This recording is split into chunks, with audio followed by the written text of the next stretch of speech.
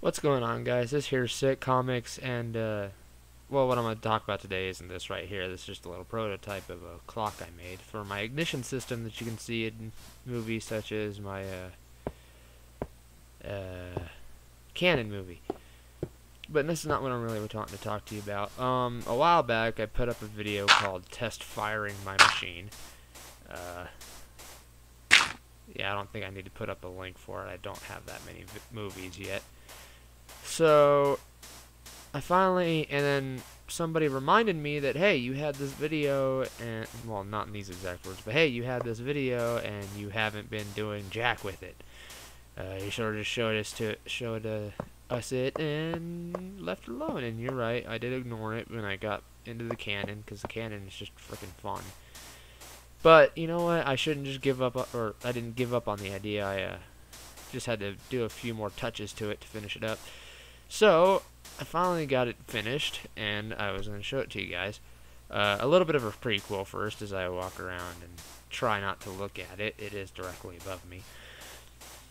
But the idea was to take a cube and sort of make it into a transformer. Now, I'm not exactly sure. The person who gave me this idea, and I said I won't release their name unless they ask me to. The person who gave me this idea, I'm not sure if this is what he was thinking about when he gave me this idea, but this is what I came up with, and I'm still working on it. So we got ourselves here. You can see a little bit of detail up there, but I got myself a gigantic white cube with a black stripe and a black box through it. Basically, what my idea was is that this was a gassed deterrent transformer. You could like sort of turn it into a house, but you know, instead of just going up and drawing a gas, I wanted to, of course, make it complicated. So I made it mechanical in some respects. So it's gonna undergo here. I'll just do a quick 3-point view of it. This is how it is as is. You sort of see it on the edge. Well, the rain's not going to affect us, I don't think. Yeah, it's not loud. So, as you can see, even though it's got details in it, and I'm not sure what I'm going to do about that, there's just a... Oh. Perdóname un momento. This mod doesn't work anymore. Okay. So, from all angles, besides the front and the slight amount of details, there's really not a whole lot to see. I really hope that's not too loud. My volume's all the way up. I would hear the rain if it were loud. So here we go. It's got two controls, and I used to have a lever up here just to be funny, but turns out it actually affected something. So here we go. I gotta remember. Hang on, I don't even remember. It's been so long ago. Push on, press button. After 11 cycles, shut down. Okay, yeah. So, I'm gonna be real quiet because I have to count this. It's gonna create a massive amount of lag, and if I don't count it, it's either A, not gonna go through the full transformation, or B, it's gonna just keep going and cause unnecessary lag. So here we go. There's that much lag to it that one button push seems like 2 button pushes. So there we go. And here we go, I count.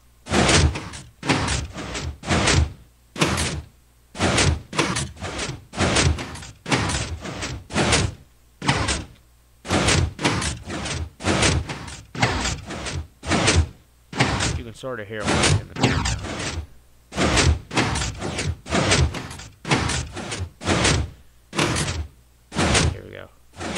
Wow, let's see, you can sort of see the lag that this machine creates. Oh my word.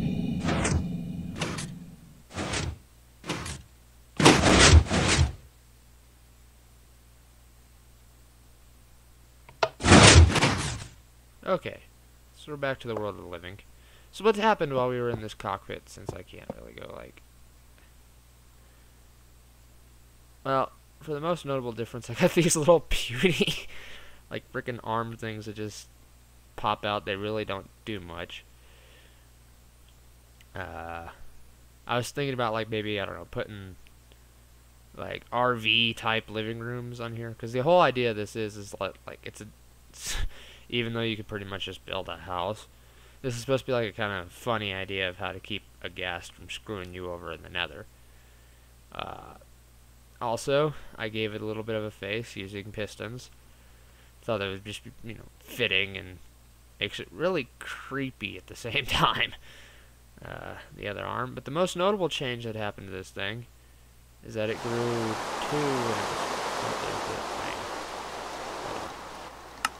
Pretty sure you guys don't appreciate the rain.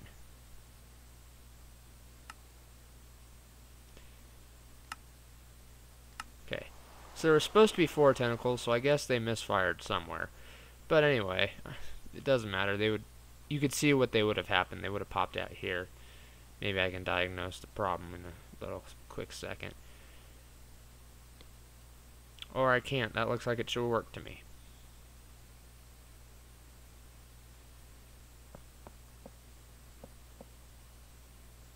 That really looks like it should work for me. It fired 1 cycle and then it quit. That's a bit irritating. But anyway, I'm sure as I just rushed in here, you guys were like, whoa, because it looks more complicated than it is.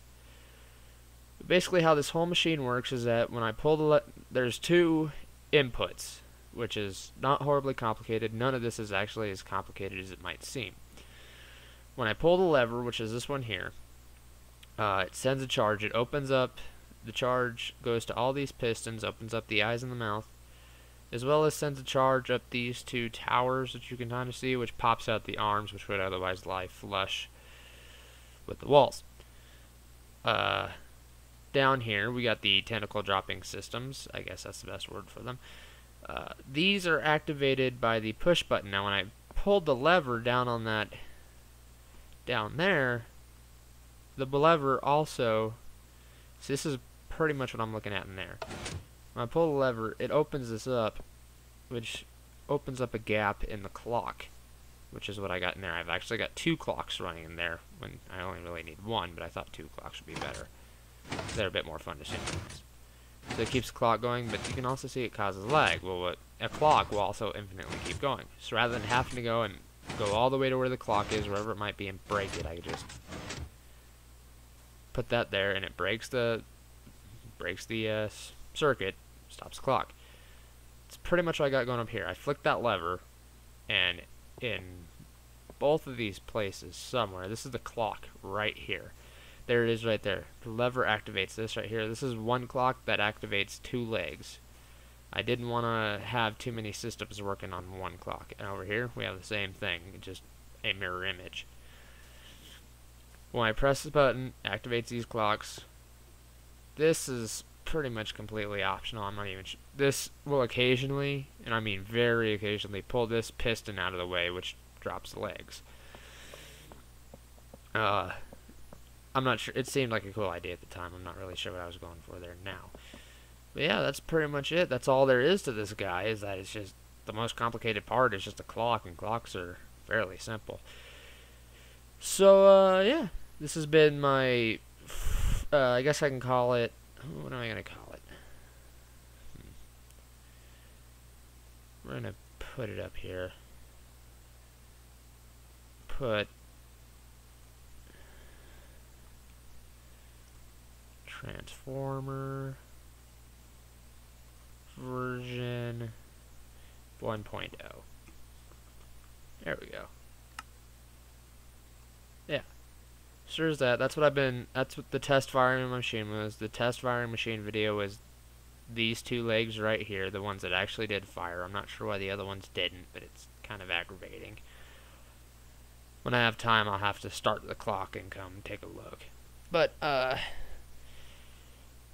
yeah, that's pretty much all I got to show you guys today. So this has been sickcomics, and thank you guys for watching. I will be having more ideas coming up soon. A little bit of a sneak peek is I've got I haven't seen one done yet, so I want to do it. I've got a gumball machine coming up for you guys, just as soon as I can figure out the circuitry. So until that time, This has been Sick Comics, and I will talk to you guys later. Bye.